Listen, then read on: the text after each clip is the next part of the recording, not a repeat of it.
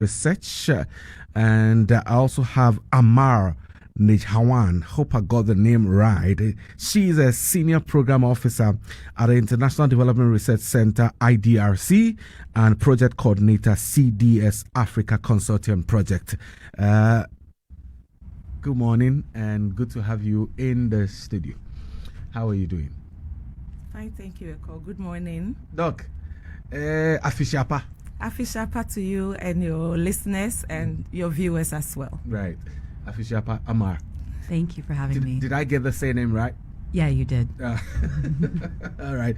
So in fact, they are here with us this morning. We are talking about unpaid care work, especially for carers of children with developmental disabilities in Ghana.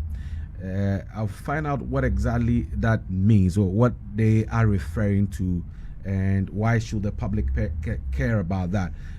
But today is Constitutional Day in Ghana. Mm-hmm. I would like to pick your thoughts and what you think, how significant the day is. First of all, let me begin with you, Doc. Right. Thank you very much, Eko, and good morning once again to all the listeners. I'm coming from the Africa Center for Democracy and Socioeconomic Development. I stress democracy because this fits right into what we do. Yeah. We believe that our democracy is something that we should guard jealously with everything we have. I mean, Ghana, people have said it, we are situated where we go to north, east, and west, they speak French, we don't. Yeah. We go to the south, we are heading into the sea. And so it's very important that what our forefathers have fought for, that we are enjoying today, we need to guard it. It's important that we all have a say in our governance system, but we should do it in a manner that promotes growth and sustainability, and not to use guns and sticks or anything. And so happy Constitution Day to all Ghanaians. I'm proud to be a Ghanaian. I promote Ghana, I eat Ghana, I wear Ghana, I do everything Ghana, and I'm happy to be Ghanaian. Amar, you want to add something to it? Everything that Dr. Abena said. I'm a visitor to Ghana, but happy to be here and so lucky to be working with such inspired and committed team. Right. Okay. So let's get into our subject. And I know tomorrow you'll be having a dissemination conference. Tell us about it. Yes. Thank you. If I may crave your indulgence, I want to just paint a little picture for you, okay? Great. So imagine yourself going to have a child and you are very excited. It may be your first, your last, any in between, wherever. And then the child is born and you expect them to meet certain milestones. Echo, come. And they are not meeting those milestones. And you watch with your breath held, hoping against hope that the child will develop what we call normally, right? And the child doesn't. So they can't walk, they can't talk, they depend on you solely for everything. So you probably will have to quit your job to be able to care for such a child because you are the one that they depend on. And because you have been with them, you know their cues, so you know when they are hungry or when they need to use the washroom or something. And then this child grows, say, 17 years old. Apart from the fact that they can't talk and walk, they are growing normally, right? So everything that a 17-year-old child goes through, they are also experiencing it, but they can't say it to you. And in those 17 years, you are the only one that's been caring for them 24/7. They cannot go to school. You can't go to church because you have to carry them on your back and they are heavy now. This is the reality of a lot of mothers and fathers, many more mothers than fathers, but there are also fathers. And we've seen that in Ghana, there are hundreds of such carers across the country. And they have no respite. They have no break whatsoever. They don't have holidays. They don't have anything. All they have is themselves. And it is something that is a huge burden on these carers. So whether the child has cerebral palsy, autism, Down syndrome, any of the developmental disabilities, these carers are the ones that are taking care of them. And their work is very, very, very not recognized in our country, unfortunately, across Africa. And so about a year and a half ago, through the support of IDRC that funded us, we started a project that sought to promote recognition for the work that these carers do, carers of children with developmental disabilities. All we are doing is collecting data that we will use to make a very strong case for advocating that the inclusive education policy in Ghana be made implementable. We are not asking for a magic wand to be passed for changes to occur immediately, but we are saying that let's begin the conversation. Let's start talking together to see how we can all come together as stakeholders to make the inclusive education policy implementable in public schools, because most of these parents, because they are not working, they don't have the resources to take their children to special schools. And so that's the conversation we'll be having tomorrow at the Palms at Eagle, that please, everybody should come. You shouldn't be a carer. You shouldn't be someone that has a child with developmental disability. Come and let's all talk, explore, and see ways that we can support the Ministry of Education and Ghana Education Service to make the inclusive education policy workable for these carers. Thank you. Yeah, I wanted to ask, looking at the importance of this, if this care stopped tomorrow, what will be the immediate impact on families and the state? Amar, you want to pick that? Yes. I think it's very clear for centuries, but especially since COVID, that the world runs on care. Economies run on care. And the people who are disproportionately doing this care in households are women.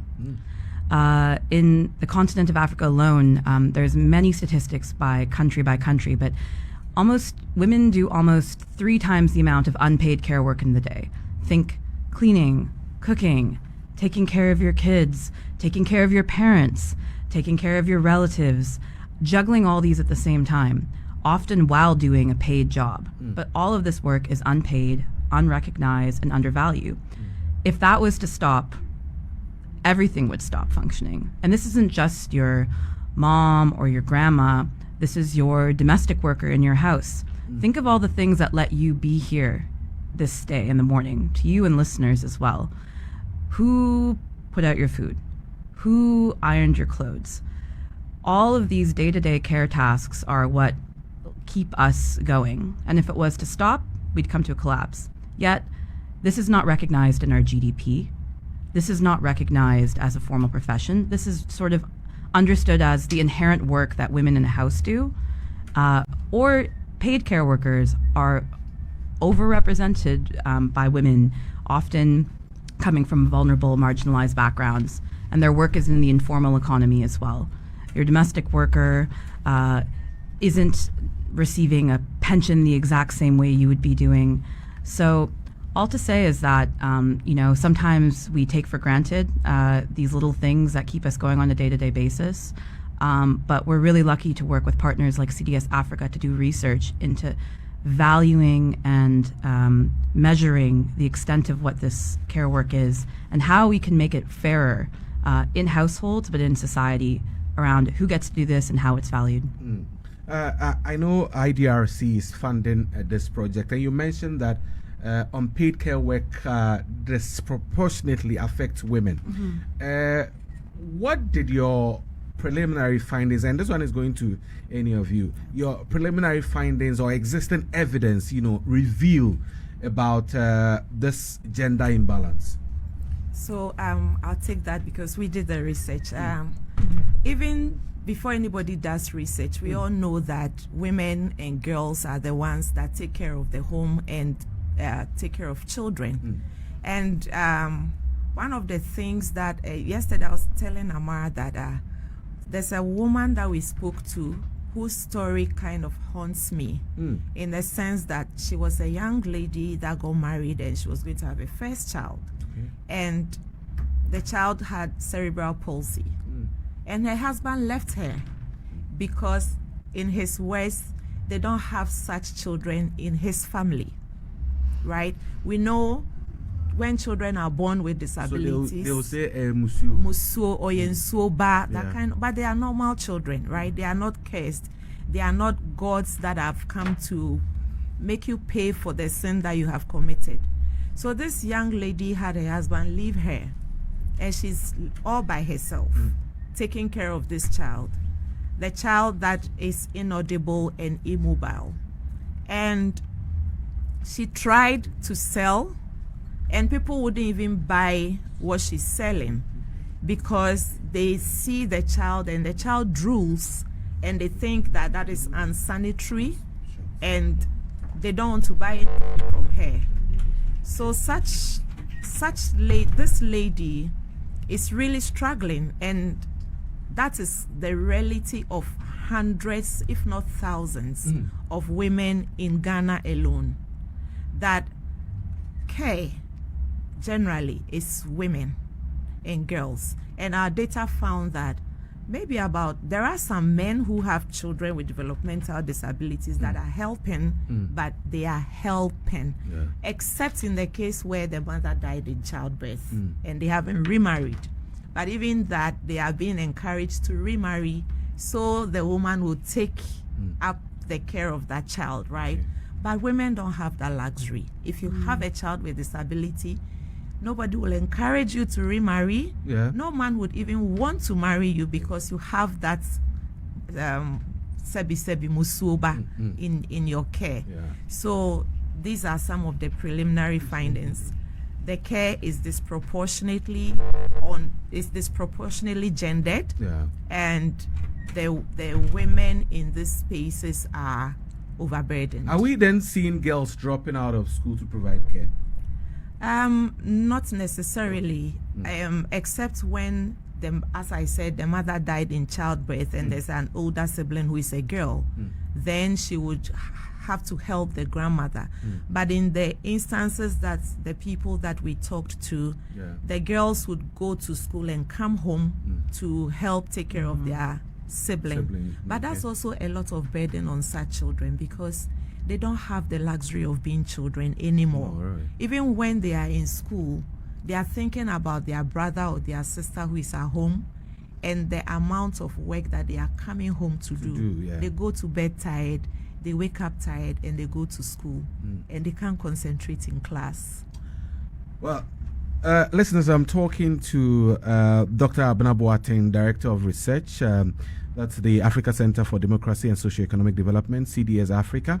Also, Amar Nijhawan, who is Senior Program Officer at the International Development Research Center, IDRC, and Project Coordinator, CDS Africa Consortium Project. Amar, one striking element of this research is the effort to count and value unpaid care work. How do you put an economic value on something that has never been paid for? Are we talking about billions of cedis in hidden labor?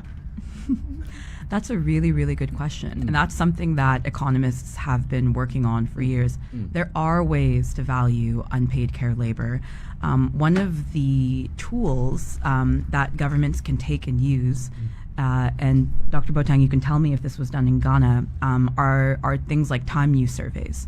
It's a research tool where you can go into communities and you can ask women to directly tell you how many hours in a day are you actually spending on unpaid care work.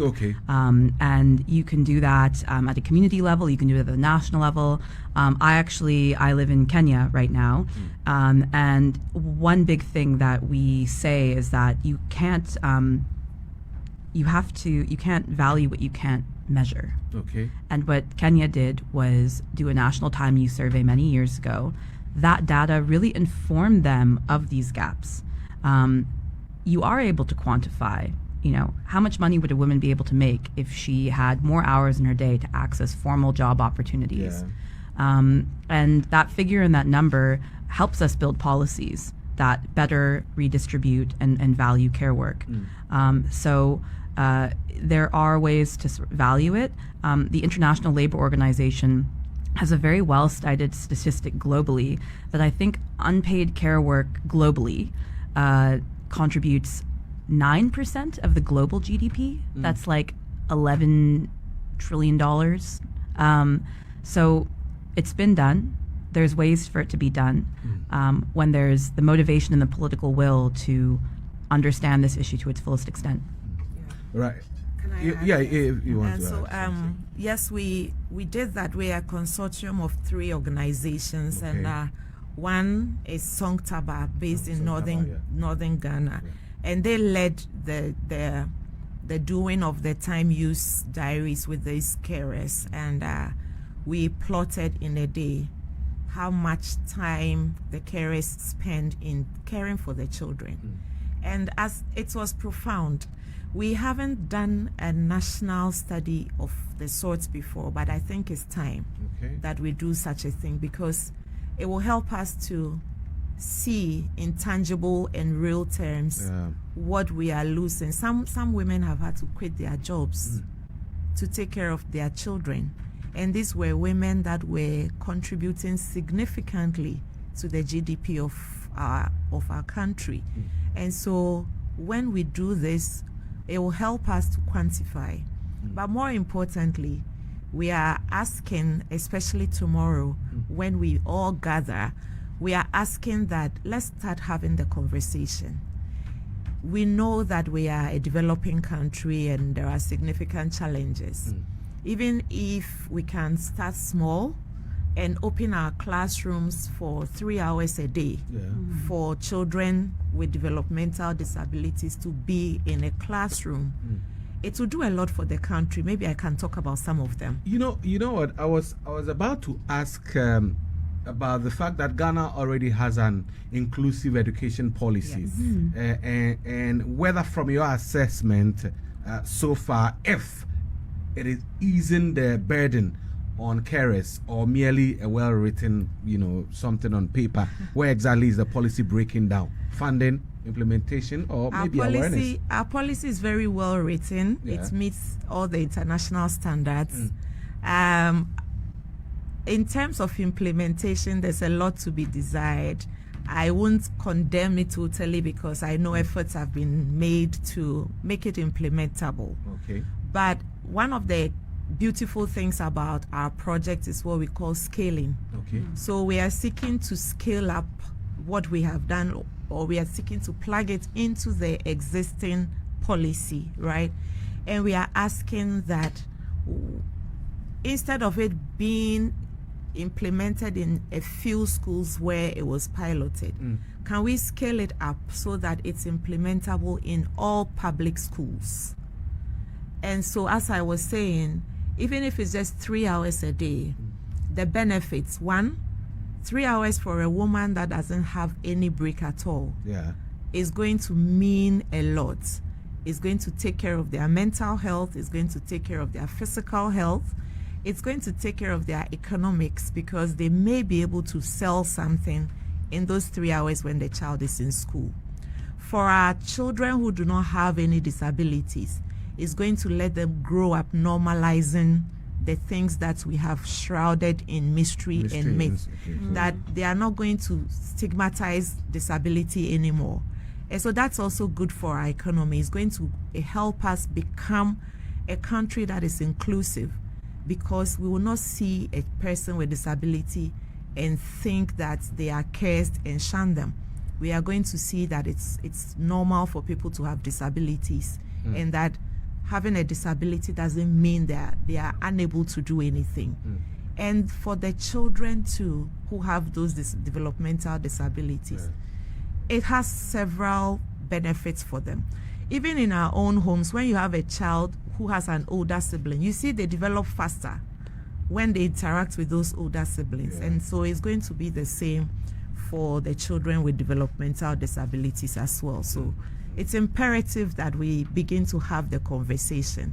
We have the policy, we only need the political will and the backing, and so get it implemented. I would want to call on the Minister, Honorable Minister of Education, the Director of Ghana Education Service, and everyone to let us start opening the doors and start having the conversation. Yes. Right. We are wrapping up shortly with that call on the Education Minister and the Director of Education. Amar, at what point during the 24 months, should Ghanaians expect some outputs, from all that from the findings? I think meetings like tomorrow are really, really important. Yeah. I think a critical gap is taking a lot of the data and evidence and things that we know and feel and see and translating it into policy and change. And it doesn't happen overnight. Yeah. But having those stories, having that evidence, having those statistics is what takes us there. Is it possible for a new policy to be created in 24 months? I don't think that's possible anywhere. Yeah. But you need the evidence. You need people's stories. You need these conversations to keep happening for that to move. And I think the team here is doing an incredible job in advancing that forward in collaboration with the government. How involving is the media in all of this? How do you intend to involve the media in this? Thank you so much, Echo. We can't do our work without the media. You've been key partners right from the beginning. Some of our mothers have come into the studio at different times over the period to talk about the experiences. We've had 2 dissemination conferences in the past. We worked with the media. Now, even much more, yesterday we were talking about how we are going to work with both traditional and social media players to make sure that the advocacy that we are doing gets across to everyone.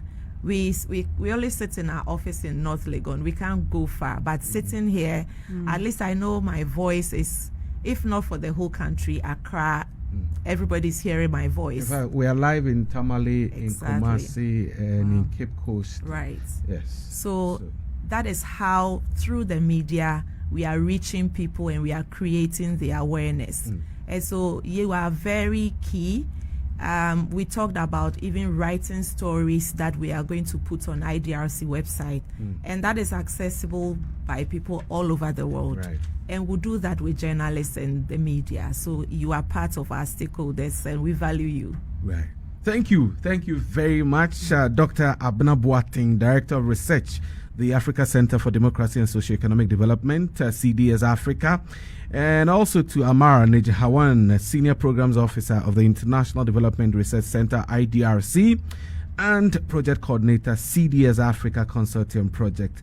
Immense thanks for joining us in the studio. We are grateful to have had you here. Thank you, Echo. Please come tomorrow to the Palms at Eagle Hotel at 8:30 a.m. and let's talk. I promise you'll have a lot of fun. Surely be there after my show here. Okay, thank you. Thank you so much.